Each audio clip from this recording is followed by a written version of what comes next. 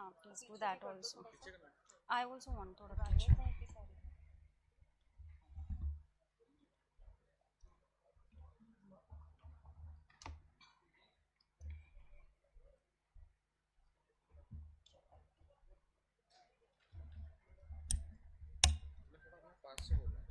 ठीक है.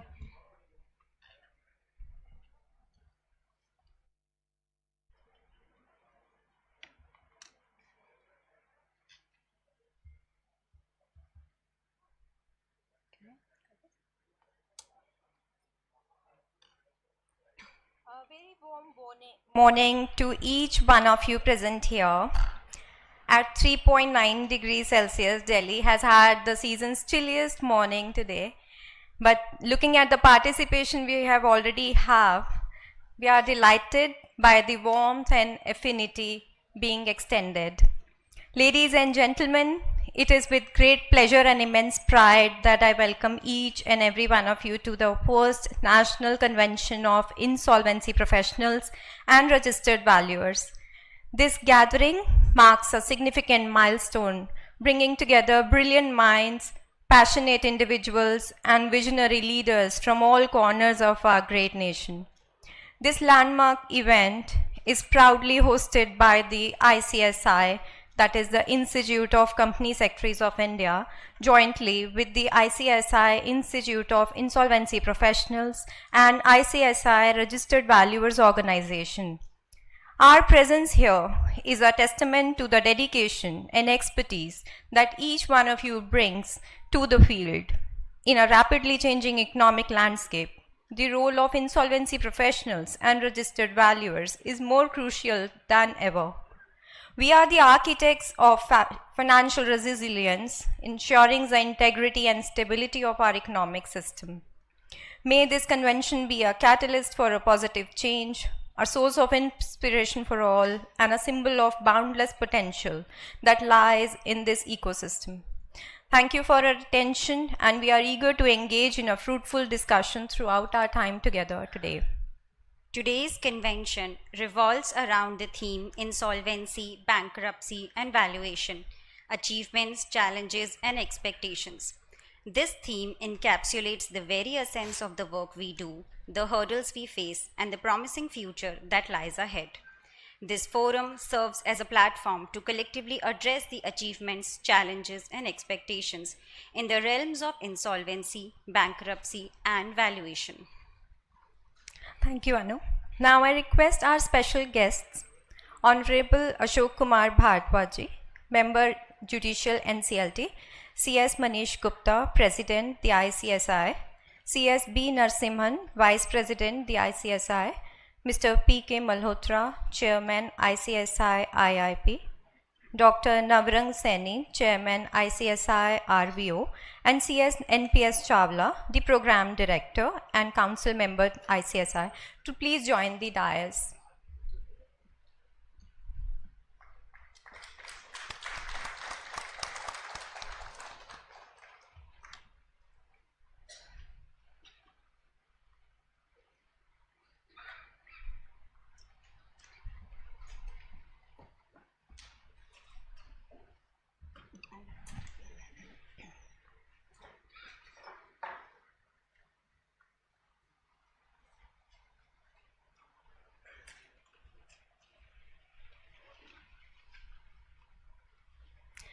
Let us all stand up for the motto song of ICSI that is at heart of all of the company secretaries.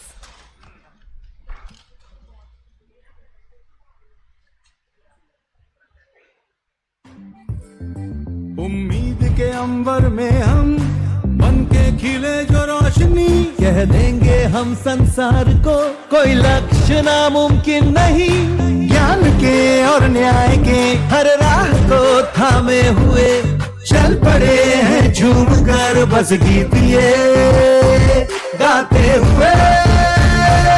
सत्यम वद धर्मम चर, सत्यम वद धर्मम चर, सत्यम वद धर्मम चर।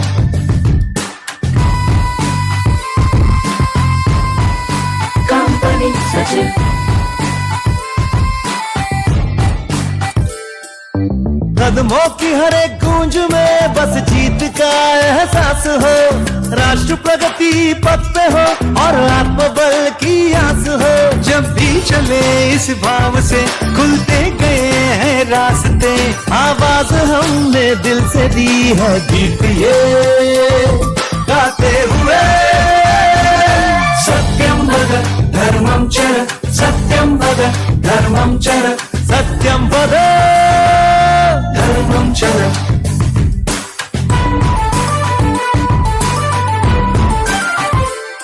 हर उन्नति के रंग में हर भारतीय हाथ हो, उद्यम हो या उद्योग हो, हर ओर अपना साथ हो। जाना शिखर तक है हमें सच की कलाई थाम कर, हम जीत के सुर छेड़ेंगे गीत ये गाते हुए। सत्यम वद धर्मम चर, सत्यम वद धर्मम चर, सत्यम वद धर्मम चर।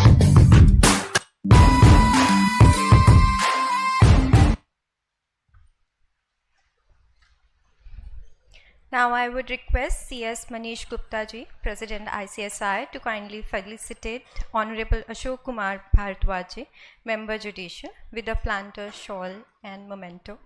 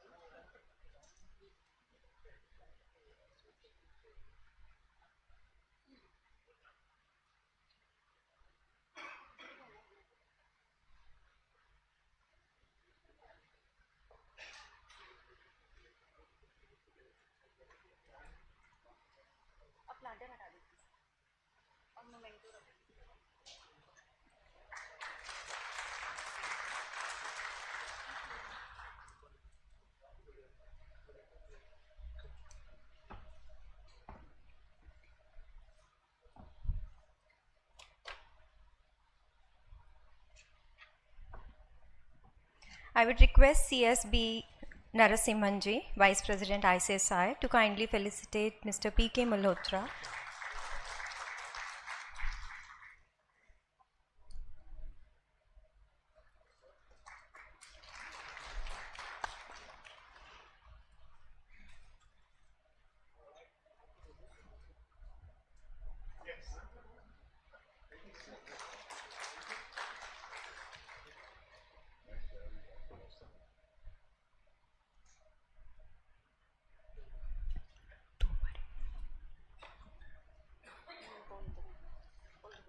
I would request CS Manish Gupta ji, President ICSI, to kindly felicitate Dr. Navran Saini, Chairman ICSI RVO, with a planter.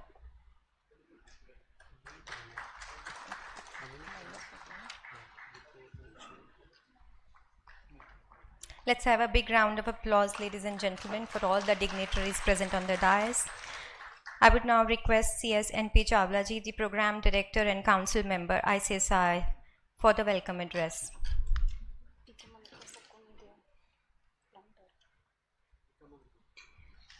Yes. Thank you.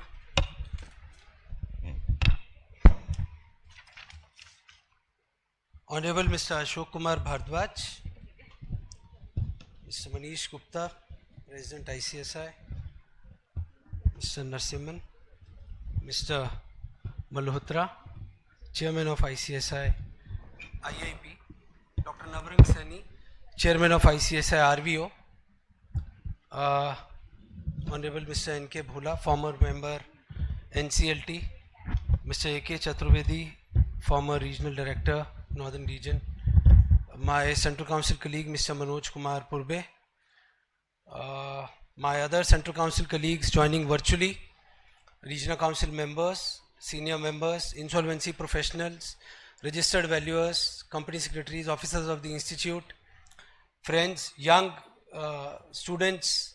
Many students have joined today in a chilling day in January on a Lodi day. Good morning all of you. At the outset, wishing everyone a very happy new year. I think this is the first time we are meeting in a program with members in the new year. May this new year bring a lot of happiness, joy, prosperity, particularly for all professionals, and good health. Today, fortunately, coincidentally and fortunately, is a festival, Lodi, which is named and called by different names, Pihu also and Bihu also, and there are 5-6 festivals which are celebrated today. And when we fixed today's date, I shared with President, today is Lodi. He said, but we honestly don't have many days because we had already planned this program in December, but somehow we were seeking availability of honorable members. Unfortunately, we earlier requested Chairperson NCLAT, today being Lodi, His Lordship is travelling to Allahabad. Justice Sudhakar, President NCLT, His Lordship is also travelling to his hometown in Chennai. So we still thought that we will try our luck, and fortunately, Honorable Mr. Ashok Kumar Bhardwaj, Member Judicial NCLT, kindly agreed to grace the occasion, and Honorable Justice Sikri, Honorable Justice A.K. Sikri had to come. In fact, I went to his place today in the morning. I came here early in the morning, and then I had to go to Justice Sikri's house to receive his lordship. Unfortunately, he was really unwell. I reached his house. His assistant said, "Sir, office mein baitho." I sat there, and he said, "Sir, aap baat karo. Yahan network nahi aata basement mein." And sir was not able to speak. He said, "Yaar, NPS mein rati kithe gaya si?" I went somewhere at night, and mainu thand lag gayi. And he got that cold wave. And unfortunately, his lordship would not be able to join us, but his blessings are always with us. I still requested that if his lordship can join us virtually and bless us, because many members have gathered here to hear, in addition to Honorable Justice Bhardwaj's words of wisdom, in addition to Justice Bhardwaj's words of wisdom, also Justice Sikri's blessing, because he is veteran in this subject. But maybe some other day we'll have that fortune to hear his lordship. Friends, this idea of having first national convention came to our dynamic president's mind, and he is IP, I am IP, and we are involved in many activities of ICSI IIP from its inception, being shareholder, nominee shareholder, directors, members of grievance committee, members of many other committees. And President thought that we always do convention of our members but not insolvency professionals, and let's give a platform where all our insolvency professional and registered valuers do come and share their concerns, share their apprehensions, share their expectations also, because this code has a lot of meat, and I feel we already have reached up to one level, but still sky is the limit for insolvency professionals. I feel globally, if you see the kind of recognition which insolvency professionals have attained, certainly here also insolvency professionals are backbone of this IBC ecosystem. This is what I personally feel. And with this background, President thought that we should organize this program, and then we came up with this idea. The theme is what we actually feel is true, that we have achieved, and only with the expectations which legislature had from all the stakeholders of the IBC ecosystem, and particularly you all, because without you being here, you are the backbone. I feel insolvency professionals and registered valuers are the backbone of this IBC ecosystem, and then the backbone would not survive without the brain. So the real brain are the judiciary, and that's how we requested Honorable Justice Bhardwaj also to come and bless us. I have had the good fortune of appearing before Justice Bhardwaj in many matters, and I feel his lordship is very, very, very humble and always available to hear matters at length, to encourage young members, to encourage insolvency professionals to hear their difficulties, to hear them at length, and then pass a very fair and reasoned judgments. In fact, big round of applause for Honorable Justice Bhardwaj for sparing his valuable time today early in the morning. In fact, As far as I see him, he is a champion of fairness in the complex landscape of corporate insolvency and restructuring. I would also say, Honorable Justice Bhardwaj's journey to the NCLT is a testament to his unwavering dedication to the legal profession and an unyielding commitment to upholding the principles of justice and equity. Honorable Justice Bhardwaj did his graduation from economics as one of the optional subject, and thereafter his lordship also did a subject in masters in corporate law. Was enrolled as lawyer in fact many years back, before many of the youngsters were even born. In 1990 your lordship did his law and became a lawyer, then did many matters pro bono, which I got to know today, and then your lordship was appointed as ACGSC with effect from 1997 and was senior government counsel from 2004, represented government in many matters before high courts of Delhi, Guwahati, Chandigarh, Allahabad. Lordship also represented Union of India before CAT and was then the standing counsel for Prasar Bharati. Then was his lordship was appointed as judicial member in CAT, from where his lordship had resigned and then decided many matters in his tenure there in CAT, and thereafter joining NCLT recently in 2022 as judicial member. So big round of applause for his lordship for taking out time for today's program. Friends, we have divided the theme in such a manner that the program is not only talking about achievements. The theme certainly talks about insolvency, bankruptcy and valuation, because these two subjects are intrinsically attached. Without valuation, insolvency would not be achieved, or the resolution of insolvency would not be achieved, or one can say because the bad valuation one would reach to insolvency, and then ultimately with the correct valuation one would be able to resolve the insolvency. And that's how the president thought, why only. In fact, when president gave this idea, I said, okay, let's do this of ICSI IIP. Then president corrected me. He said, sorry NPS, we'll have the ICSI RVO, Registered Valuer Organization, also joining the program, and we'll have our valuers also joining the board, and then have this program jointly. Friends, the idea is not to only have achievements highlighted. We need to know the challenges so that we can accordingly make a representation to the government. It will be an interactive panel discussions. Today we'll have 3 panel discussions. I'm bound to share the theme. The theme you have already seen. The program would be the first panel discussions, where we'll have legal luminaries and we'll have quandaries. In fact, I coined this topic because I feel there are so many quandaries. Now Justice Bhardwaj decides one matter which goes up to appeal in appellate tribunal, upholds my lord's view. Then ultimately there may be a different view, like in the Amit Metallic judgment of security interest in relation to the security interest in section 53 and section 30.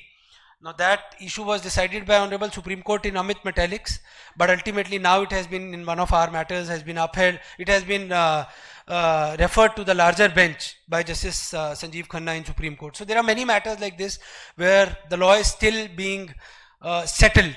There is a lot of settling and unsettling in this subject because this is a new area, and that way we thought we'll have that first panel discussion, and second is on pre-pack, because pre-pack has not picked up. We still need to know from you what are the difficulties so that we can give that representation on behalf of the institute and IIP to the government. And then the third post-lunch session would be on valuation, which is art of valuation in insolvency cases. We are always available for you and for your concerns. If you have anything to share with us, we'll be always available. That's all in the beginning. I again thank Justice Bhardwaj and also Mr. Malhotra and Dr. Navrang Saini for being here early in the morning, and always, in fact, Mr. Malhotra and Dr. Navrang Saini are part and parcel of our IIP and the RVO. They are always available. So big round of applause for all the 3 dignitaries available here. Thank you, sirs.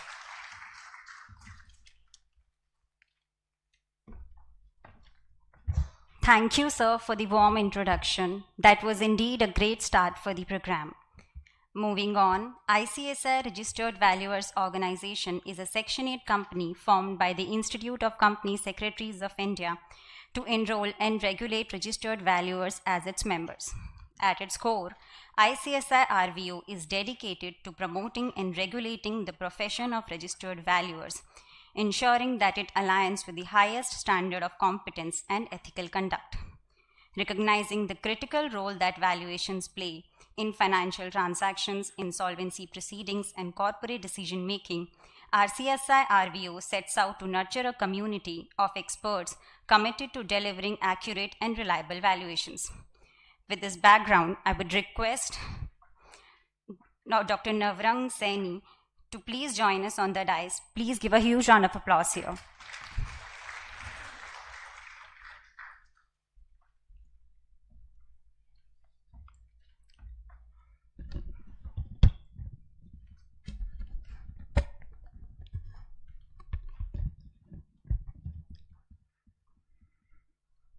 Honorable Justice Ashok Kumar Bhardwaj ji, Member Judicial NCLT, Manish Kumar ji, President ICSI, Narsimhan ji, Vice President ICSI, PK Malhotra ji, Chawla ji, NK Bhola ji, Chaturvedi ji, Pavdia sahab, my colleague in the governing board of the RVO, other Central Council members present in the hall, dignitaries of the dais, insolvency professionals and registered valuers. Good morning to all of you. Well, I have been given the task to submit a progress report before all of you. We all are aware that the Ministry of Corporate Affairs notified Section 247 of the Companies Act 2013 in the year 2017 and subsequently notified the Companies Registered Valuers Rules 2017 on 18th of October 2018. The Ministry of Corporate Affairs also made the Insolvency and Bankruptcy Board of India as an authority to regulate the profession of registered valuers. Thus, the Insolvency and Bankruptcy Board of India is a regulator for both the professions which work together specifically in the insolvency regime, that is insolvency professionals and registered valuers. Initially, the three professional institutes, that is Institute of Company Secretaries of India, Institute of Chartered Accountants of India and Institute of Cost and Management Account of India, they came forward to form Section 8 companies as an RVO. So in that line, the Institute of Company Secretaries of India formed a Section 8 companies on 22nd November 2017.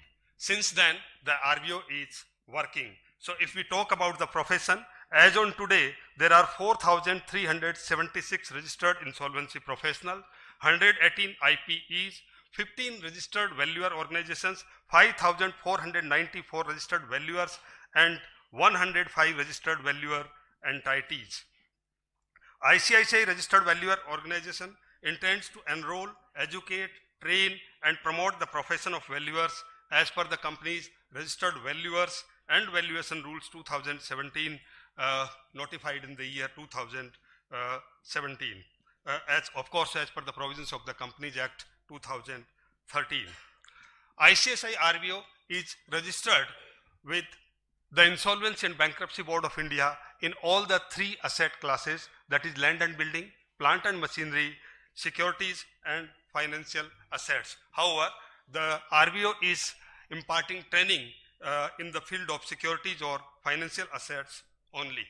We all are aware that Rule 8 of the Company's Registered Valuers and Valuation Rules requires a registered professional to prepare the report as per the internationally accepted valuation standards or valuation standards issued by or framed by the organization.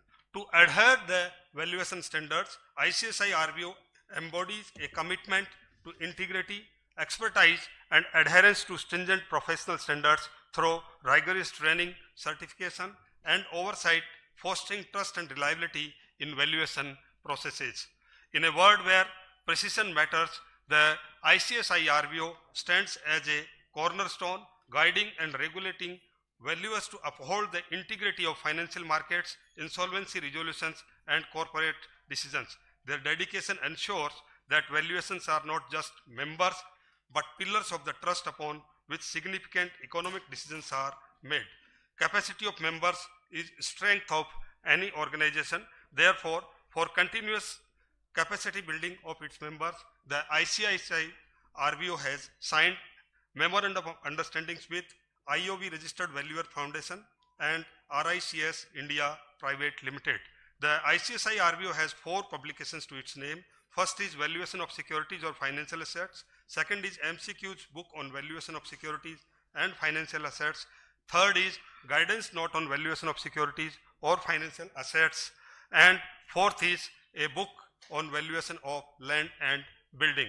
The ICSI RVO has conducted classroom trainings and 28 online batches of 50 hours educational course from April 2020 to date, added 1596 valuers members to date, added 251 registered valuers to date, and conducted 20 continuing professional education and 9 certificate of practice programs from April 2022 to date. It has also conducted 6 webinars from April 2022 to date. In the current financial year, the RVO has added 96 valuer members and 7 registered valuers.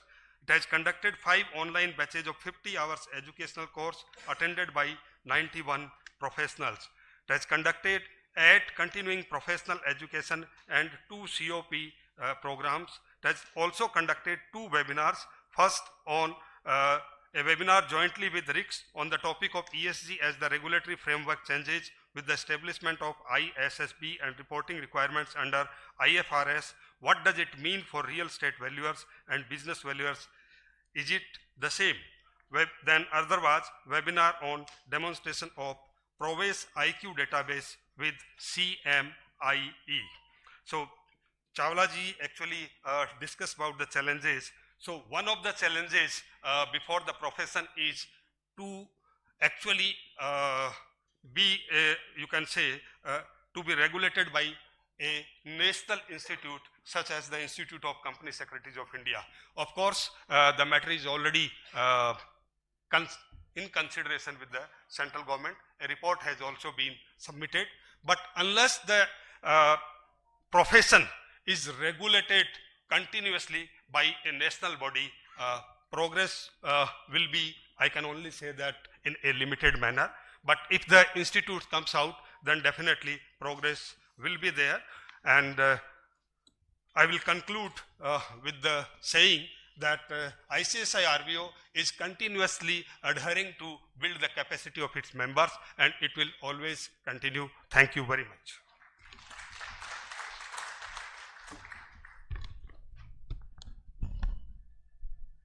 Thank you, sir. Your words have been inspiring, thought-provoking, and truly appreciated. Let us also acknowledge the presence of Dr. Ashok Kumar Mishra, formal member technical NCLAT and government nominee on the Central Council of ICSI. Moving on towards our very own ICSI IIP. The ICSI Institute of Insolvency Professionals is a Section 8 company formed by the Institute of Company Secretaries of India with an objective to enroll, educate, train, and also monitor the performance of its registered members as insolvency professionals. ICSI IIP serves as a dedicated platform for nurturing and developing the insolvency professionals who play a crucial role in resolution process under the IBC.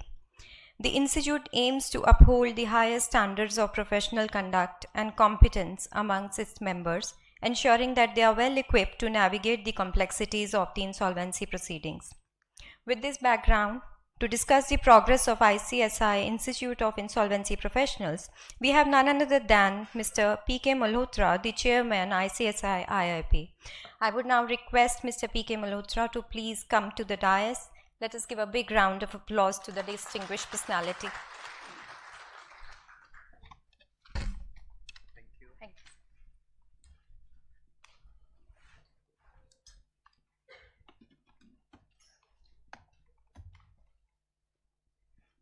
Shri Ashok Kumar Bhardwaj ji, Honorable member, National Company Law Tribunal, Shri Manish Gupta ji, President ICSI, Shri B. Narasimhan ji, Vice President ICSI, Shri Navrang Seni ji, Chairman of ICSI CVO,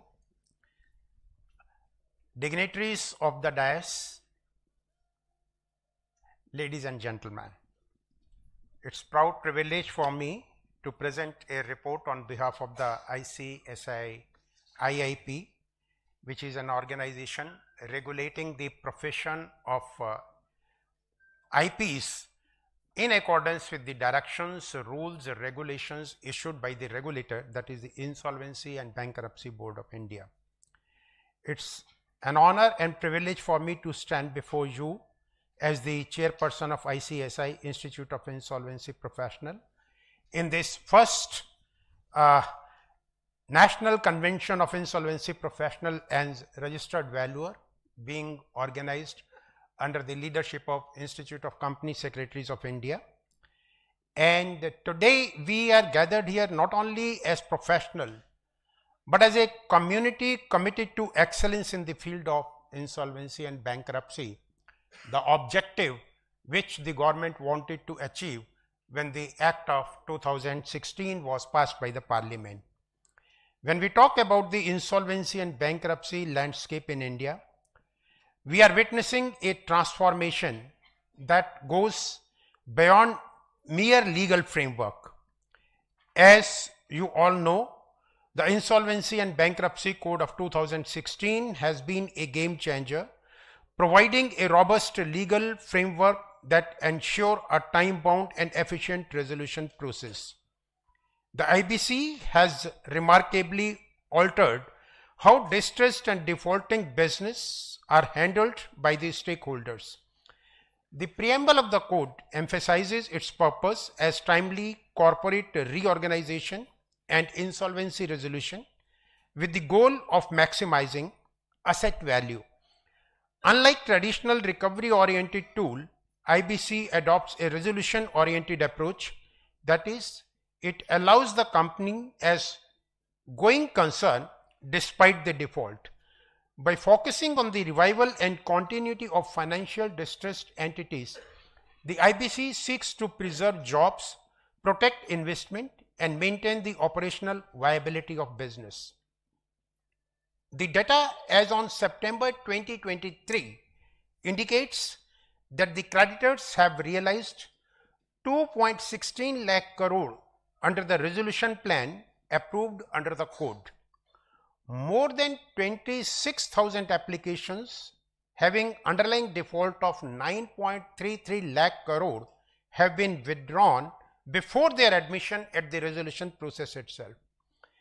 The ICSI Institute of Insolvency Professional, under the aegis of Institute of Company Secretaries of India, has played an important role in this journey.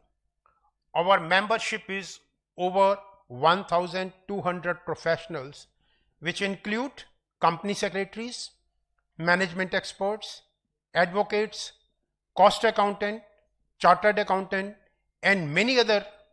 Since its inception, ICSI IIP has been keeping its commitment to educate, monitor, discipline, train, and develop insolvency professionals. We have pioneered numerous initiatives, including the issuance of publications, monthly journal, daily learning course, and a range of educational programs such as pre-registration educational training program, workshops, interactive session, and webinars that focus on practical aspects and challenges faced by insolvency professionals. Some of the widely accepted publications of ICSI IIP are 100 Landmark Judgments of NCLAT, Final Word on IBC, Compendium of Insolvency Professionals, and Pronouncements under IBC, etc. ICSI IIP has also helmed statements of best practices on the subject such as COC meetings and collection of claims, along with compliance calendars for the entire CIRP and liquidation process that has helped our members in expediting the entire process. I'm happy to share that ICSI IIP was the first organization in the country to introduce a monthly journal dedicated exclusively to the subject of insolvency and bankruptcy law. This publication stands as a testament to our commitment to knowledge dissemination and professional growth. Looking forward, ICSI IIP aims to evolve into a formidable supportive wing for insolvency professionals, aiding in their education and development. We strive to establish an effective oversight mechanism for monitoring and disciplining our professionals, ensuring the highest standard of professional conduct. I am delighted to announce the query platform, a testament to our commitment for providing timely and expert guidance. This platform allows our members to post queries on regulatory, practical and procedural aspects of the Insolvency and Bankruptcy Code, which are addressed promptly by identified experts in the IIP. Furthermore, recognizing the power of digital learning, we have introduced the Learning Management System, a user-friendly online platform offering e-books, expert-led online lectures, and e-mock exam to aid professionals preparing for the limited insolvency examination. As we continue to navigate the dynamic landscape of insolvency and bankruptcy, let us do so with a shared commitment to excellence, knowledge, and professional growth. I'm happy to share with you that in IIP we always try to maintain a balance between the interest of the investors, the functioning of the organizations which are working under the IBBI, as well as the role which IPs have to play to see that the objective of the act is achieved. I am also part of the grievance redressal committee in the IIP, and I find many a time complaints are received against the IPs which are motivated, but many a time we find some merit in that also. While we try to protect the interest of the IPs to ensure that unnecessary complaints are not entertained, at the same time, if in case we find that there is some genuineness in the complaint or there is some reason to be interfere, only in such matter GRC gives a direction. And I am happy to share with you that many of the complaints, rather majority of the complaints are filed with vested interest, and GRC doesn't take note of that and we just file them. But that's a message to all of you, that you must discharge your duty in accordance with the rules and regulations framed by the IBBI. If you are not doing that, then GRC will come heavily upon you and the natural consequences and the rule will follow.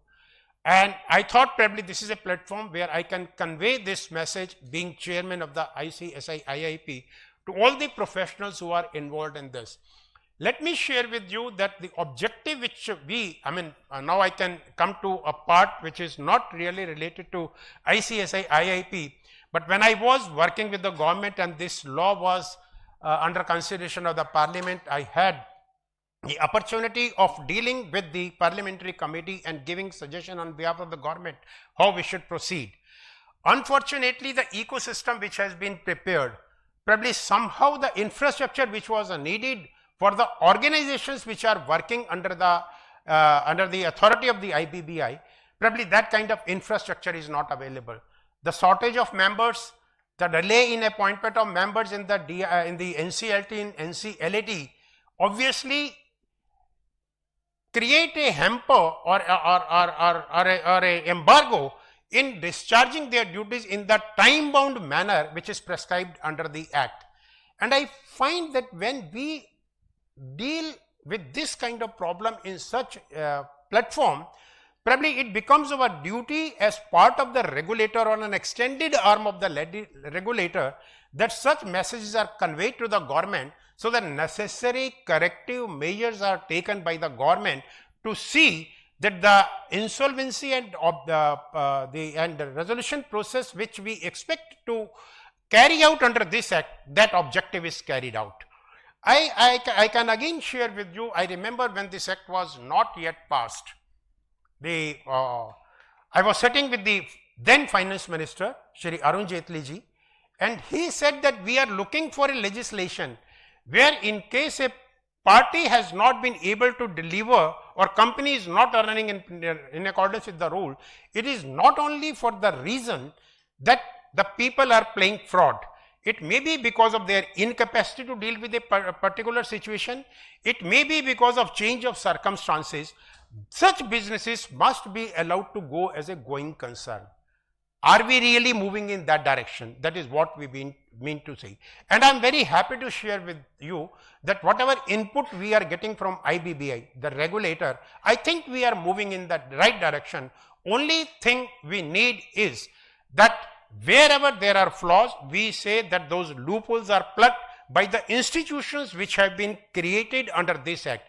Because so far as the government is concerned, within a period of 6 months, it has already amended the act 6 times to achieve that objective. I thought maybe I'll share some of my thoughts on this platform with regard to the implementation of the act also. As Chawla ji also said, today is a very important day. It's not only Lori, it's a Bihu, it is Pongal, and day after we are going to celebrate Makar Sankranti also. My best wishes to all of you on this festival day. All of you have come and to participate in this program, and thank you for your attention, and I wish you all a very fruitful and enriching experience in this wonderful conference which is being organized under the direction of ICSI. Thank you very much.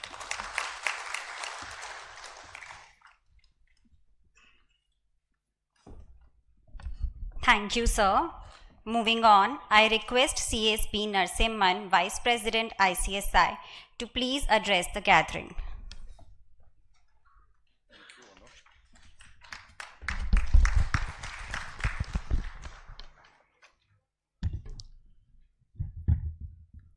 Good morning, everybody. Honorable Sri Ashok Kumar Bharadwaj, Member Judicial NCLT, my President CS Manish Gupta, Mr. P.K. Malhotra, Chairman ICSI IIP, Mr. Navrang Saini, Chairman ICSI RVO, my colleague in the council, Mr. N.P.S. Chawla, who is the Program Director for this program, my colleague in the council, Honorable former member of the NCLT, Mr. Ashok Mishra, who is here with us, Mr. Manoj Purbe, my council colleague, and other dignitaries of the dais.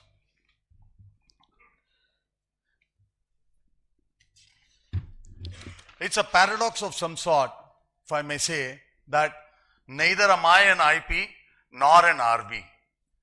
But by virtue of the position I occupy in the institute, I'm a board member of both the organizations, and that's how I'm here to address this and participate in this program today. The inaugural of this national convention serves as a vital compass guiding us through the evolving currents and complex quandaries that shape this transformative legislation. We as professionals entrusted with navigating twists and turns of IBC journey have to recognize the constant flow of amendments and advancements shaping this transformative legislation. The IBC, a testament to India's economic reform spirit, has undergone a transformative voyage. Recent amendments have injected fresh momentum. Recently, IBBI came out with various discussion papers to propose changes to IBBI regulation in order to streamline the CIRP and liquidation process for enhancing the transparency and robustness of the process. One of the proposals includes amendments proposed for the real estate projects undergoing insolvency. Home buyers who have been stuck with real estate projects undergoing insolvency can have some hope as the insolvency regulator looks to bring in sweeping changes in laws. Two proposed frameworks, cross-border insolvency and group insolvency, hold immense potential for further refining the IBC and weighing the ability to go through this complex process. Recent amendments to the IBC regulation have also strengthened the role of RVs. They can now submit valuation reports directly to NCLT, increasing transparency and efficiency. Also, for streamlining the liquidation process to make a faster and more cost-effective, IBBI has reduced the time period to complete the voluntary liquidation process from 12 months to 270 or 45 days. The important role is also played by certain rulings of the court, as they stand as testaments to the constant evolution of IBC and its interpretation. IBC continues to evolve, and those recent and proposed changes showcase the commitment to building a robust and efficient insolvency regime in India. In navigating these changing currents, two pillars stand tall, namely insolvency professionals and registered valuers. The role of insolvency professionals and registered valuers are both crucial and intertwined within the insolvency and bankruptcy framework of India. They work together to facilitate the smooth and efficient resolution of distressed companies, protecting the interest of all stakeholders involved. IPs depend on accurate and timely evaluation from RVs to make an informed decision throughout the CIRP. Both IPs and RVs play a vital role in this regard. Looking ahead, the future of IBC pulsates with exciting possibilities. The framework for pre-packaged insolvency holds the potential for swifter resolution, empowering companies to negotiate outside the formal IBC process. Both IPs and RVs can play vital roles in facilitating such pre-packaged arrangements. AI-powered tools and data analytics platforms can further streamline the resolution process and enhance the accuracy of valuation. Both IPs and RVs must embrace these advancements to remain relevant and efficient. AI can significantly enhance the efficiency of case management and insolvency practitioners. Insolvency professional and registered valuers are the pillars of IBC, the architects of financial revival and the guardian of trust. Your journey is not just about balance sheets and legal nuances, but about human stories, economic resilience, and promise of bright future. Let this convention be a catalyst for collaboration, knowledge exchange, and strategic brainstorming. Let us dwell into the quandaries, debate the fate of prepackaged insolvency, analyze the nuances of guarantor insolvency, and master the art of valuation in insolvency cases. Together, let us build a future where insolvency professionals and valuers are empowered, resolutions are effective, and the IBC continues to be a symbol of economic resilience and opportunity for all of us. As we embark on this year, let us embrace excellence, navigate every challenge with courage, and chart a course towards a robust and efficient IBC ecosystem. May 2024 be a year of innovation and collaboration and shared success. Incidentally, we have also listened to both the chairman, ICSI IIP and ICSI RVO in terms of the progress report which they have furnished to all of you. I, being a member of the board, I have been closely interacting with both of them. I can tell you the passion which they have for the work which they are doing for us is enormous, and they deserve a round of applause from all of us for this alone. Thank you very much.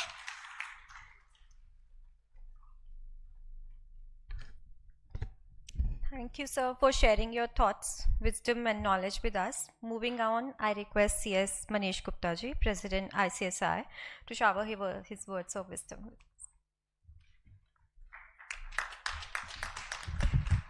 Thank you. Honorable Member, Judicial NCLT, Shri Ashok Kumar Bhardwaj ji, P.K. Malhotra ji, Chairman ICSI IIP, Dr. Navrang Saini, Chairman ICSI RVO, CSB Narasimhan, Vice President ICSI, my Central Council colleagues, NPS, Manoj, Ashok Mishra ji. I acknowledge the presence of past President ICSI Ranjit Pandey, past Central Council member Satwinder Singh ji, past leaders of ICSI. I can very well see Yogesh ji is here, Santosh, NIRC member, all other Bhula ji present here, past former NCLT member and regional director, Chaturvedi sir, former regional director, all other members present here, speakers, Pavadia ji, he is former IAS as well as part of our RVO as one of the independent directors. All IPs present here, RVs present here, company secretaries present here, members who have joined us through the virtual mode. Good morning to everyone. Good morning.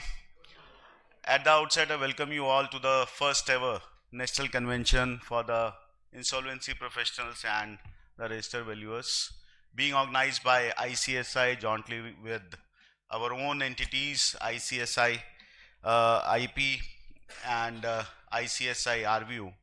And the whole intent of organizing this particular convention is to have those capacity building as well as showcasing that these two professions, IP as well as RV, registered valuer, go in hand in hand. We were discussing about this conference. We started about discussing this particular conference in the month of July, August, when we were organizing our national PCS, and then only that idea came to our mind. Why not to have something specially designed for the IPs and RVs? We do have the conference at ICSI especially for the practicing company secretaries. We do have a conference for corporate company secretaries, and we do have a conference for women company secretaries as well. And the national convention is everybody known about it. So we thought fit to have one more feather to be added in ICSI, and we started with this concept. We were discussing about the time, and we wanted to have it in the month of December, but everybody is well aware of that December is always being holiday mood is on for all the professionals and the judiciary. So we could not able to have it in the month of December. So that the only available date with all of us. So we thought fit to have it on 13th of January. And really thank you all for your participation and showing your interest in the discussion which are going to be taken place in today's convention. The theme, the topics which we have decided to deliberate upon are being well chosen, are being well thought of, and I am sure the deliberations which are going to take place in today's conference which would surely benefit each one of us in the field of insolvency, in the field of valuation, and in the field of company secretaries, because company secretaries are also the integral part when it comes to the managing those resolution plans, supporting those resolutions plans, as well as when those valuations are come into picture. Last week, I had an opportunity to share the dais with the NCLT President, Honorable Justice Ramlingam ji, and he said very categorically that we were there at the research conference being organized by ICSI in association with the Nalsar Law University at Hyderabad, and we were sharing that the dais. He said very categorically that company secretaries has to come forward and take a lead. We need to prepare our youngsters particularly to come forward and take up the challenges for the NCLT, for the IBC, for the registered valuation. And he has assured the full support from the NCLT side, IBBI side, whatsoever support would be required in enriching the qualities or the knowledge updation, whatsoever would be required, that would be done with the support of NCLT. And he only suggested you as youngsters should more often come and witness the proceedings which are going on in the NCLT. Then only I had given a representation to Honorable NCLT President. Sir, please allow our members who are going to be the members who are part of the CLDP or MSOP program to come and attend the hearings, witness the proceedings, so that they can get an idea whether those opportunities are really there for them or not. And he is very much happy with the idea, and he has assured me that whenever those representation or the schedule of those members to be attending those hearing at the NCLT, he is going to divide those students, because we have a batch of 50 students at a time. He has assured that he will divide those batches into 5-10 people at a time, and those people can be divided into all 6 benches at NCLT. So it's a great move, and I am sure with the blessing of NCLT president, our students would be able to get those chance to witness the proceedings at the NCLT. Sir, I would like to share, Badwa sir, I would like to share one small thing, that this year we have constituted a NCLT task force under the able guidance and leadership of Satvinder sir, and we have prepared one report for the uniformity of the proceedings or the challenges which are there for the professional at various NCLT levels, because all NCLTs are following different processes and procedures. Although those NCLT rules are very much there in domain, but at the same time, few of the NCLT benches, like a small example if I can say, that few of the benches are looking for the green papers to be printed on the petitions are to be printed on the green paper. Some of them are asking for the A4 size. Some of them are asking for the legal size paper. So some uniformity has to be maintained so that if I am sitting at Delhi, I can be able to file any petitions at the Hyderabad or Bengaluru NCLT benches. So that we have constituted a task force wherein members from all the cities where the NCLT benches are there have been taken into this task force, and we had n number of meetings, and that report has already been prepared.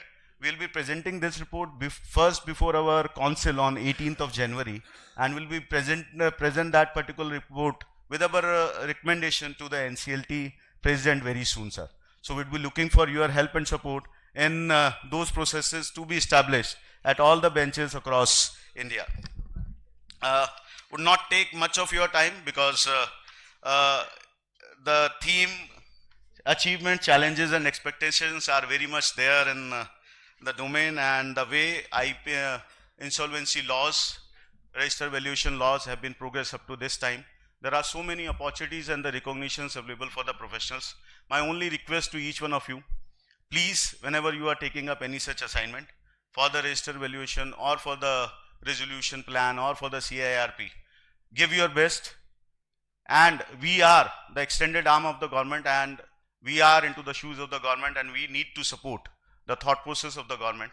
With that intent only, I once again welcome you all to this particular conference, and I hope the discussion which are going to take place in today's conference would help you all. At the same time, would request NPS that the discussion which would be held in next 2-3 sessions, we can prepare a report for that discussion, and we can submit that report to the IBBI chairperson as well as to NCLT president and NCLAT chairperson, so that some benefit, some outcome of that discussion may be highlighted and showcased to all the 3 wings of judiciary as well as the regulators. Thank you very much. God bless you all.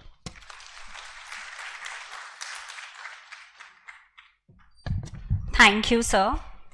Ladies and gentlemen, moving on, we have a special release of publications for the benefit of fraternity. Comprehensive Guide to Limited Insolvency Examination.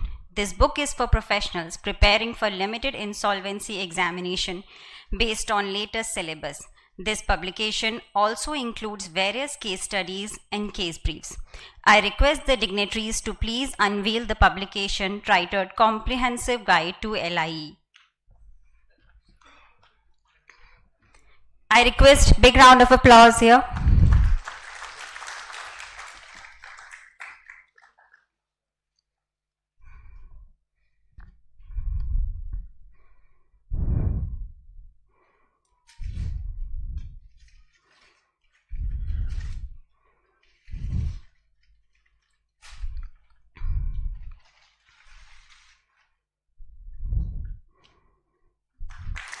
That is the release of publication Comprehensive Guide to LIE.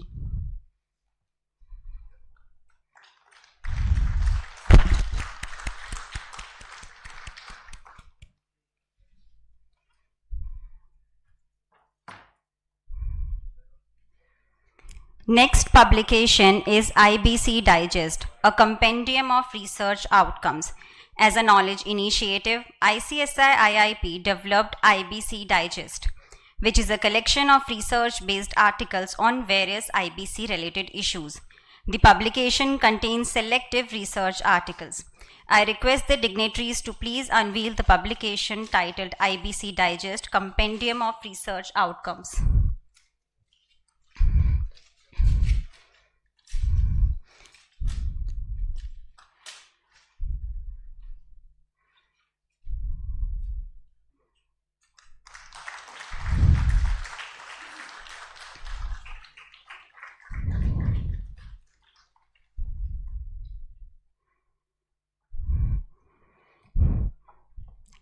Next publication is Voluntary Liquidation, a Handbook. This practical guide provides a comprehensive overview of the voluntary liquidation process, demystifying complexities and equipping professionals to handle liquidation cases effectively. I request the dignitaries to please unveil the publication titled Voluntary Liquidation, a Handbook.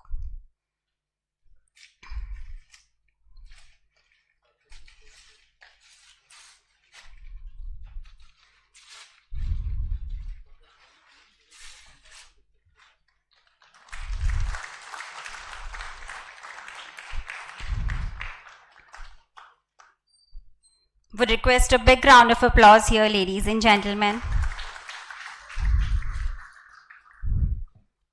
Thank you.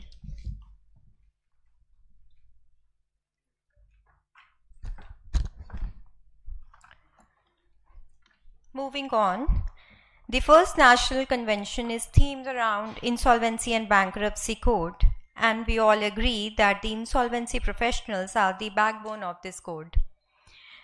Let us also acknowledge that since the inception of the code, the insolvency professionals are working round the clock to save the ailing corporates and bringing back the distressed monies in the ecosystem.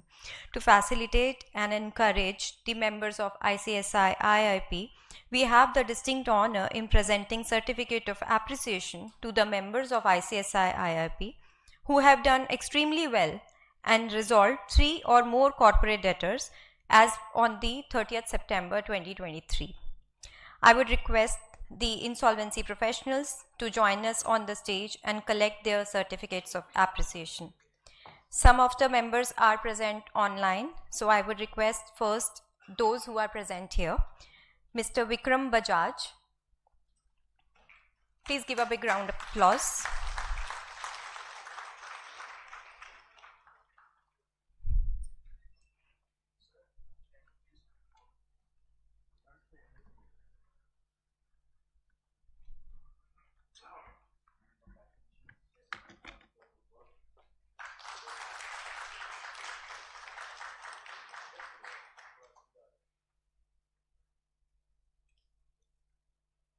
Mohammad Nazim Khan,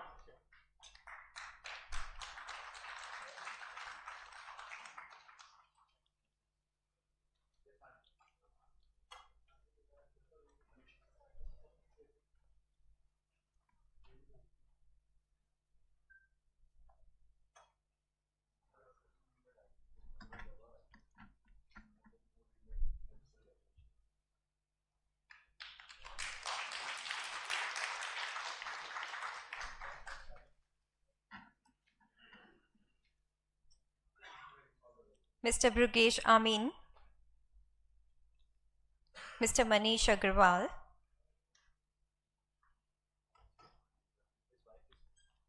his daughter, I think the wife of Mr. Manish Agrawal is here.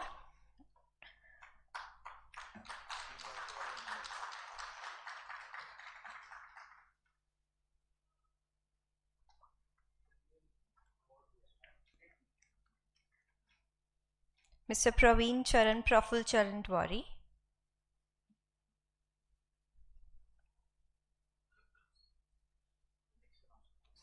next is online, so 2 persons we are having online. Ms. Mamta Binani and Mr. Sameer Kumar Bhattacharya are also present online with us, and the other certificates of appreciation are for them. Those who could not make it to today's convention include Mr. Rajat Mukherjee, Mr. Raghu Babu Gunturu, Mr. Ankur Kumar, Mr. Sarthip Parekh. Those IPs also are having the certificate of appreciation today but could not make it to the presentation, to the convention today. Let's have a big round of applause for all of these IPs.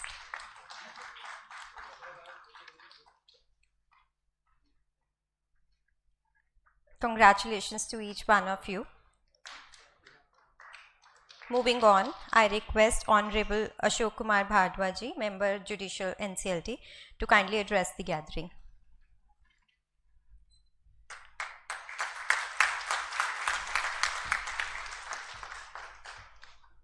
Mr. P.K. Malhotra, Mr. Manish Gupta, Mr. Nasiman, Mrs. Sani, Mrs. Chawla, other distinguished guests of the dais, and the respected members of the assembly present in this convention. I am profoundly privileged to interact with you this morning. When I stand here as judicial member NCLT, I'll fail in my duty if I'll not mention about the commitment by my Chief Honorable Mr. Justice Ramalingam Sudhakar, the President NCLT. Since the date of my introduction with this tribunal, I could see unprecedented and very heartening commitment by Honorable Mr. Justice Ramalingam Sudhakarji to achieve the object of the code and take forward the NCLT to discharge its duty to the hilt and sumptuously. I could see His Lordship associated with the training of the members, the educating them, guiding them weekly, fortnightly, apprising them about the judgments of the Supreme Court, counseling them how to conduct in the court. It is so heartening to see that His Lordship guided and regulated right from MTS in NCLT to the members of the tribunal. I see him many times when I have to participate in the meetings of various committees presided by His Lordship. He comes out of the court, immediately he takes the meetings one after the others. In between he discharges the administrative function, and at the weekend he fly from Delhi to one bench or the other bench to ensure that all the benches function very effectively. Now,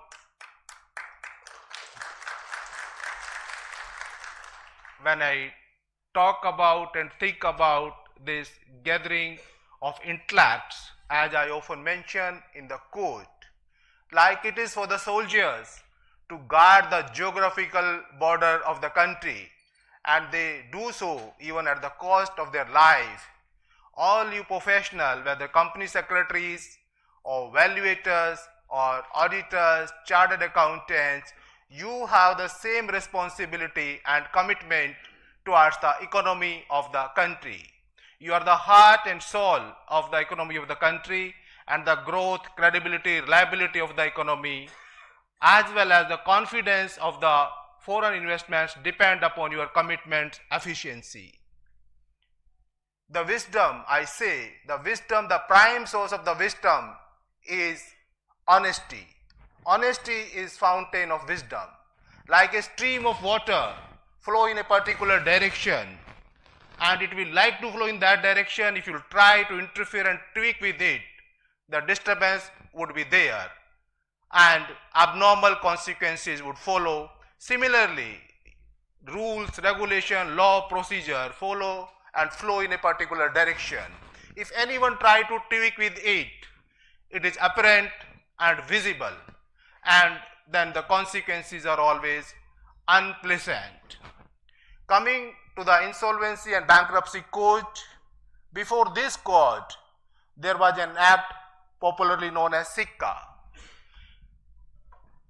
In implementation of that act, the role of professional agency was there. Only difference, vital difference I'll say, is that when the functioning of the professional agency was regulated by BIFR, the decision of BIFR was there whether to accept its recommendation or not. In the present regime, this discussion has been rested with the creditors and mostly on financial creditors. While coming to the IBC, it is experienced that the code is perceived by the people, by the creditors, not as a code with the object to put the sick company, the corporate debtor, to its feet or to rescue it.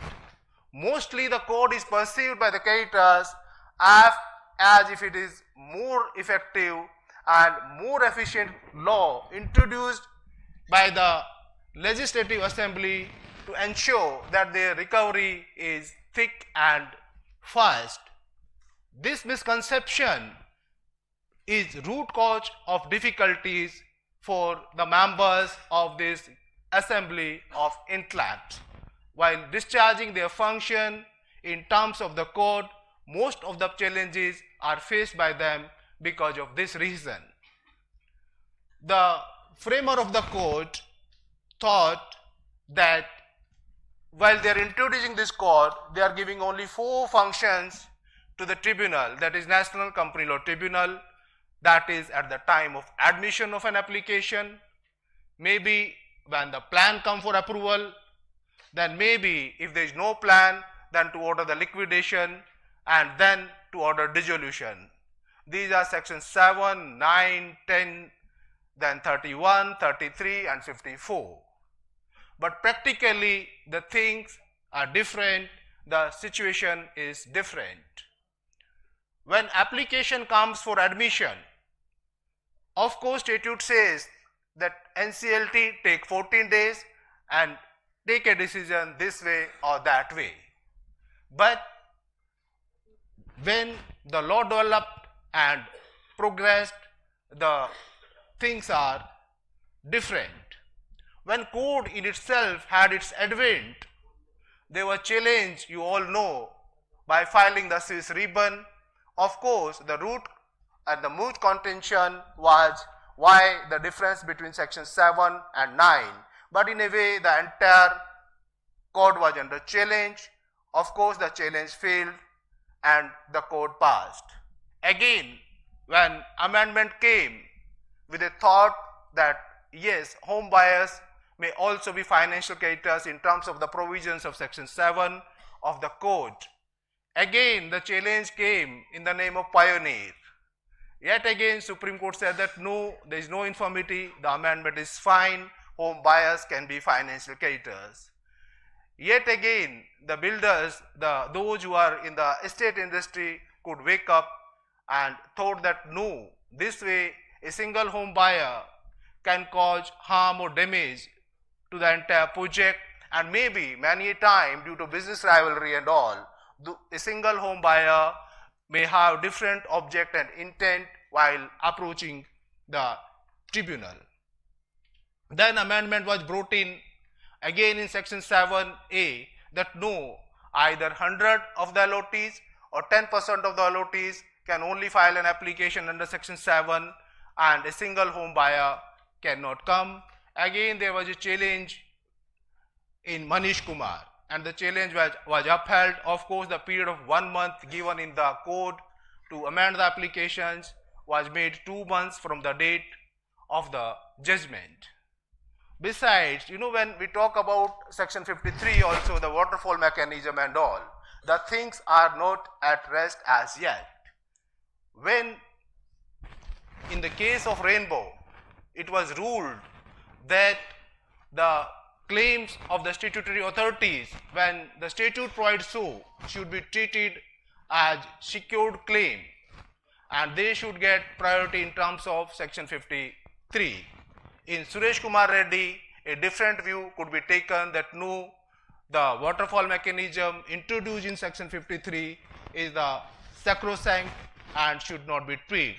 But again, the review filed by Sanjay Agarwal could be rejected, and again, after taking note of this fact that in Paschimachal Vidyut a different view be taken, Supreme Court said that no, whatever was said in Rainbow is good, and the secure creditors, wherever the statute provides so, the statutory authority will be in that category.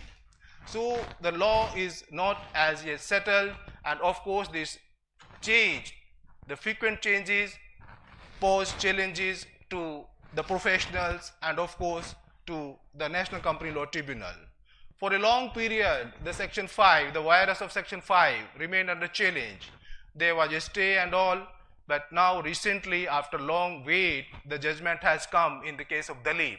There, Supreme Court has now said that initial stage before appointment of RP in terms of the provisions of Section 97, there is no requirement of giving opportunity of hearing, there is no requirement of giving limited notice. It is only when RP file a report under Section 99, the notice need to be given to the creditors, that is personal guarantors, and then only they should be given an opportunity of hearing. There is another judgment which has come very recently. Many of may not be aware of that. That is the judgment in the case of Sanjay Pandurang. When the judgment came, our Honorable President during winter vacation took note of it and brought it to the notice of all the members of the tribunal. It was a case where Mumbai bench of the tribunal heard an application on 11th May 2023 and reserved the orders. That order come on 19th May 2023. In the meantime, on 17th May, another promoter, that is other than the promoter who earlier opposed the application, moved an application say that no, there was no resolution, my challenge is different, other promoters' challenge was different. Then tribunal decide that application, order could be uploaded on 30th May, then a challenge could be made that probably the order was not pronounced and all. Then Honorable Supreme Court say that NCLT should pronounce the orders. Then all the members need to study Rule 146 and 150 of NCLT rules very carefully. The Rule 146 says that take up the matter for disposal immediately after hearing. Rule 50 says that pronounce the order immediately as soon as you complete the hearing, or in any case within 30 days.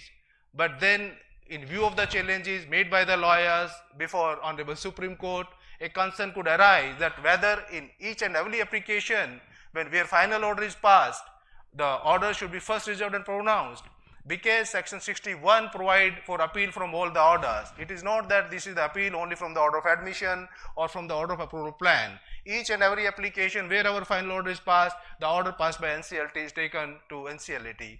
Then we could study the judgment carefully, and we could find that in para 19 of the judgment, Honorable Supreme Court had noted that both the advocates had presented before Honorable Supreme Court that on 17th May no order was passed at all.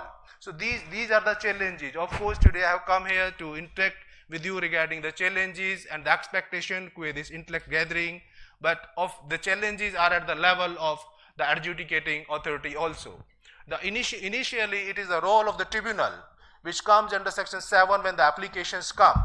Of course, the expectation is that okay, take a call within 14 days, but then in the judgment passed in Swiss Ribbon, Asa Steel, Surinder, Innovative, Honorable Supreme Court says that no, follow natural justice, give opportunity to file reply, timeline is not binding on you. Then at that stage itself, multiple applications come. Of course, in terms of the scheme of the code, the applications can be brought only by two category of persons. One who think that they can discharge the debt due to the creditors, and the second category who say that no, this application is collusive and is filed with ulterior motive. But repeatedly the applications are brought in by the promoters who are the enterprises. The promoters, the enterprises are not able to realize that as an enterpriser, when they start any entrepreneur, they take the largest chunk of profit. If the entrepreneur succeed and fructify, then he is the one who is the beneficiary and not the capital or the workman. But when the venture fails, he is unable to disassociate himself from that venture, and he make all possible efforts that there is delay in appointment of CIP, and RP should not take control of the venture to the extent he can delay it. The role of the RP comes in terms of the provisions of section 13, 15, 17, 18, 20 and 21 of the IBC. When IP is appointed, his first obligation is to make publication and ask the creditors to come forward and put forth their claims. Of course, now regulation has been changed. Earlier there was period of 14 days to bring the claim and then 90 days to bring the documents, but now there's a change. Now claim can be brought by 90 days or till information memorandum in terms of the provisions of section 29 is prepared. Of course, there are also the changes which are brought by IBBI, that now instead of taking the applications for condonation of delay by individual stakeholders or individual claimants, now RP can move an application by considering the same. But one aspect which most of the IRP, RP ignore, they don't look at regulation 6A of IBBIC IRP regulation. They simply make a publication and then rest the things there. Regulation 6A provides that an individual notice should go to all the creditors. If the notice go to them, then the creditors will not come after 15 days and 90 days with their applications for condonation of delay, and the lot of exercise would be saved. Similarly, the mistake is committed when section 19(2) applications are moved repeatedly. The RP, IRP should not depend upon section 19(2), even liquidator should also not depend. There is a regulation 30 again in this IBBI CIRP regulations 2016, which says that the RP can approach the local administration, the deputy commissioner, the collector, and they can ask their help to retrieve, to collect, to collate the claim, to retrieve the record and all. And if there is a failure on their part, then an application can be moved before adjudicating authority. When section 19(2) application is filed and even when an order is passed, that is not that effective. Still the promoters or the management of the CD do not cooperate, and the RP has to again come either with a contempt petition or execution petition. Again the mechanism is the same. In terms of section 424 of the Companies Act, it is incumbent of the NCLT to send its order for execution to the civil court, and the civil court will again appoint a bailiff, and the procedure will again be the same. So it is better to resort to the effective procedure at first instance and at initial stage itself. Normally I find that when section 17 exercise is done, the provision is not read carefully, and many duties which are incumbent upon the IP are left to be performed. We see the plans where at the stage of the plans the IP mentioned that okay, it will be the SRA who will continue entertaining the claims and would continue taking the decision. If the plans are submitted in this way, it is difficult to approve any plan, and even if plan is approved, it is difficult to implement it, because then SRA will take his own call, and the SRA will not act as a responsible IP or IRP or RP. He will look at his own gain only. So what is needed, that the section 17 where it provides for management of the affairs of CD by RP need to be studied and restudied. Section 18 should be studied and restudied. Here what happens the moment the moratorium is declared, of course the intent of moratorium is that the IP or RP should be disturbed least, and he should be allowed to discharge and complete his function within statutory time limit. But when the moratorium is declared, other proceedings before other forum in the tribunal, a view is taken that fine, we cannot go to other forum, then all those litigation which has to be in other forum becomes the litigation before the NCLT by way of different interim applications. Mostly those applications come for taking the possession of the property from the RP for the purpose of declaring that no, the asset does not belong to the CD and the possession should be given to the person. So these are the challenges the framer of the code might have never thought, and these challenges are not the challenges only for the NCLT, but these become big challenges for IP, IRP, RP, IRP and the liquidators. All these things are I think left to be discussed in these gatherings, which are practical challenges, while the practical implementation of the code comes. And these are not the challenges under section 17 and 18. The challenges are again under section 23, where the RP has the duty to implement the process of resolution. They comes under section 25. They also come under section 25A to authorized representative, who also is none else but an IP only. Then the challenges are again before liquidator when he discharges function under section 35, 36, 37, 38, 39, 40 and 41. That is accepting the claim, consolidating them, verifying them, evaluating them and taking a decision regarding acceptance or the rejection of the same. The vital area where I will like to draw your attention that IP need to be very careful is the PUFE, avoidance applications. Section 45, 43, 56 are absolutely different and unconnected provisions of law. When we talk of section 43, the section simply says that when dues are there payable to the person to whom those are given.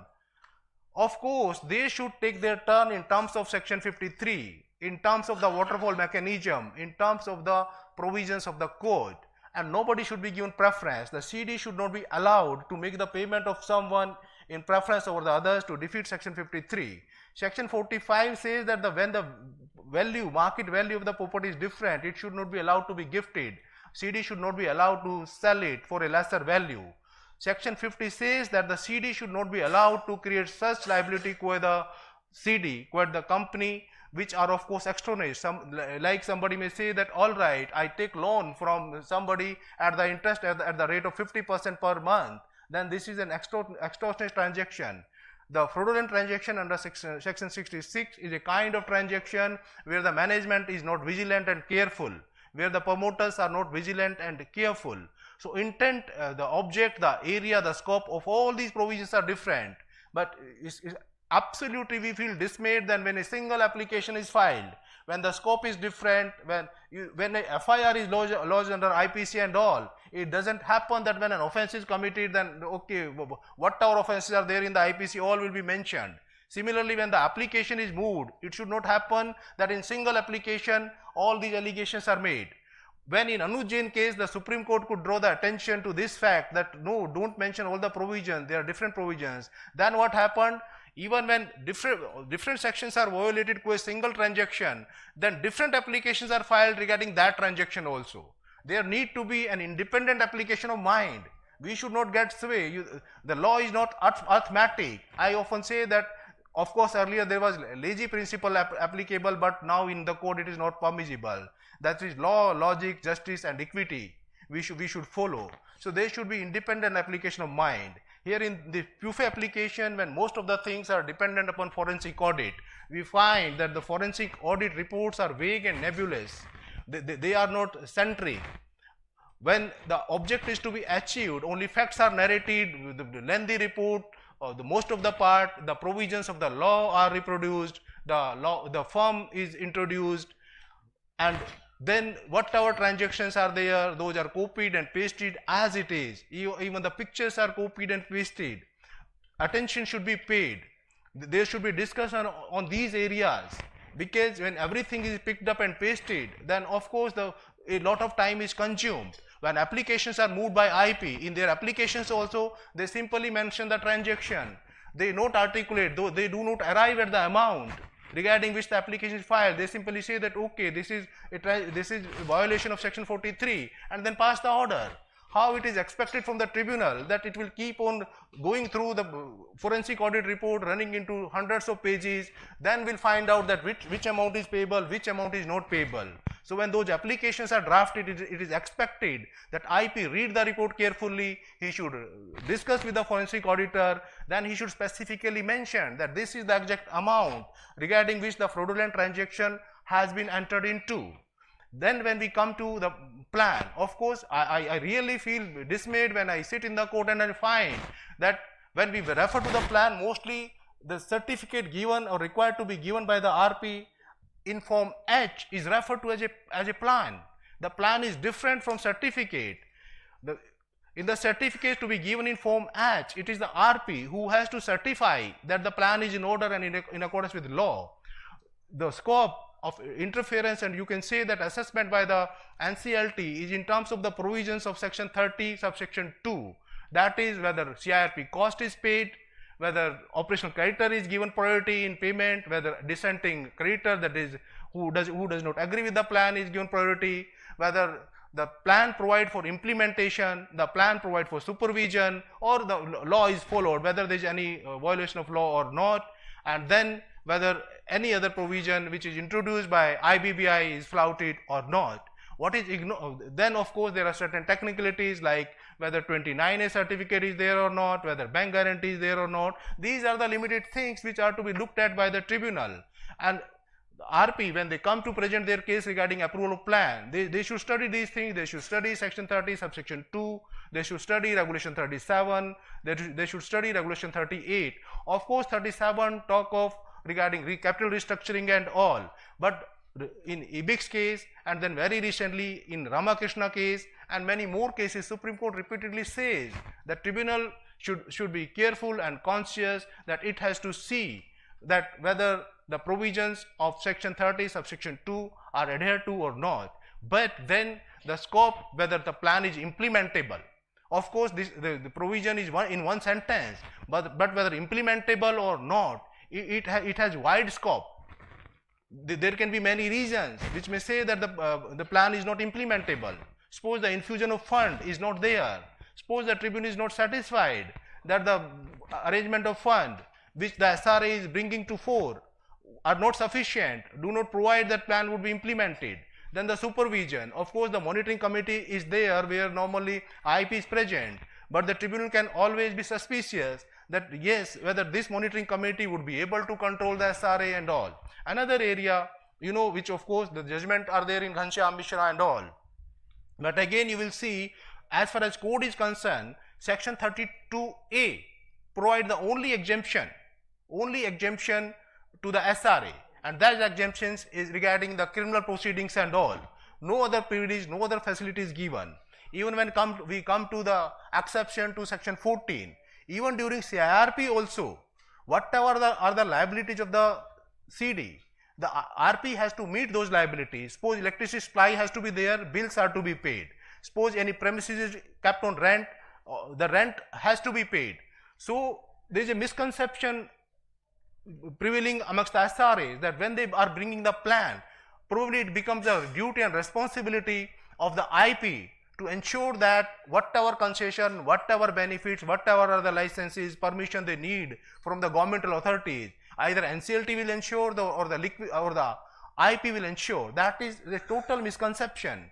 If you look at section 31 subsection 3 clause B and subsection 4 of the code, it clearly provides that SRA has 1 year to ensure that the SRA itself takes steps to meet all the requirements of the law. And when they come to IP should simply draw their attention to these provisions, and they should tell them that see, even when we run the CIRP, when we manage the affairs of the CD and all, we are bound to follow all the rules, regulation and the procedure. We need to follow the procedure. Then how can it be then SRA? When SRA has in a way purchased the entity, has purchased the CD, then he expects that it is IP and NCLT who carry the responsibility to ensure that no difficulty comes in their way. So all these things you need to be attended to. Of course, I have referred to all the things where the roles of IP and RP arises. The time is short, you all must be waiting for high tea and all. Thank you so much for giving me this opportunity. There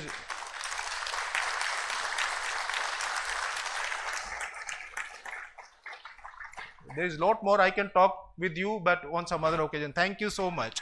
Thank you, Mr. Chawla, for using kind words for me. Thank you.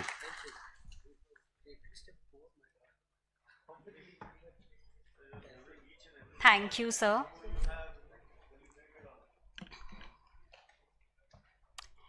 On behalf of ICSI, ICSI IIP and ICSI RVO, I express my most sincere gratitude to the esteemed dignitaries who have graced us with their presence at the inaugural session of the first ever National Convention of Insolvency Professionals and Registered Valuers.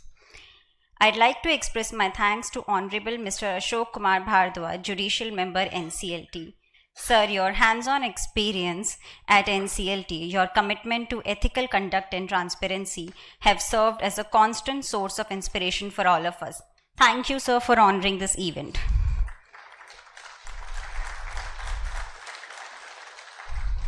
My sincere thanks to CS Manish Gupta, sir, President ICSI, for his continuous support. Sir, in your leadership, ICSI has achieved new heights and excellence.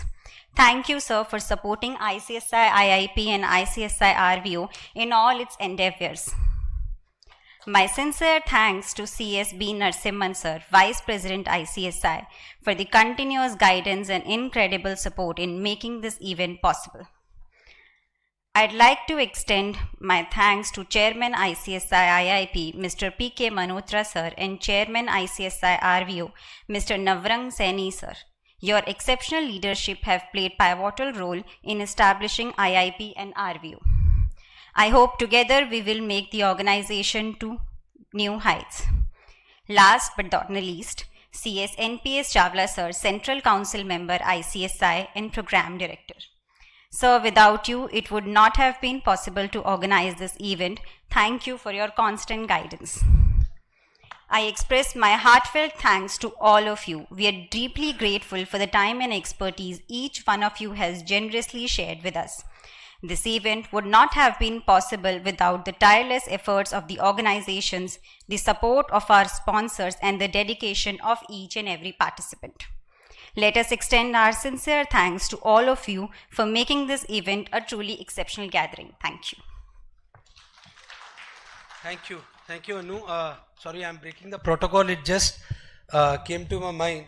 My lords, thanks at the outset again. I mean, at the end, I would say the way you extempore address you gave was eye-opening. I am wondering how much you remember. I just realized while I was sitting here, while Anu was giving the big round of applause for my lords. Honestly, I've never seen anybody giving this much extempore address and in-depth knowledge, and that too when my lords have only taken over as the role as a member judicial not many years back, 1.5 years, 1 year back I think. And in this short time, my lords have got so much grasp on the subject. I just realized when Anu mentioned friends about the role played by our president. While I was sitting here, I realized that today is 13th and our lovable and young dynamic president would be demitting his office as president on 18th of January. So big round of applause for Mr. Manish Gupta. Honestly, it is my mistake. I didn't realize that this would be his last program here in his own city, Delhi. So would request Honorable Justice Bhardwaj to please present a shawl to Manish sir on behalf of all the members, and you all can give a big thundering round of applause for Manish Bhai's contribution. He has been throughout the year available, not for this year but for the last 15 years. So big round of applause for Manish Bhai for, and a planter also being. Would request Justice Bhardwaj to please present a small planter. Thank you, Manish Bhai, the kind of work you have done in the institute. Thank you. I can just say that many leaders would not be able to achieve what you have achieved, Manish Bhai, and the kind of time, the kind of dedication which you have shown for the profession. For the last 15 years, we are together in the regional council, initially 8 years and now 8 years in the central council. I have seen myself the kind of dedication, devotion, commitment. Institute is the topmost priority for you. I have always seen that, and I am sure all members can approach you whenever they are in need, and you will always be available for members. What you have done in this year would be certainly a benchmark for many years to be followed. Thank you, Manish Bhai, for your always available approach for the profession, for the professionals. Thank you on behalf of the entire council. I am sure the earlier council, our president, past president, Mr. Pandey, would also agree with me that the kind of work which you have done in this year, the kind of cohesive approach which you took for taking the entire council along with you is remarkable. Thank you. Thank you. I think I think we can come back in a short tea break. Our panelists are also here.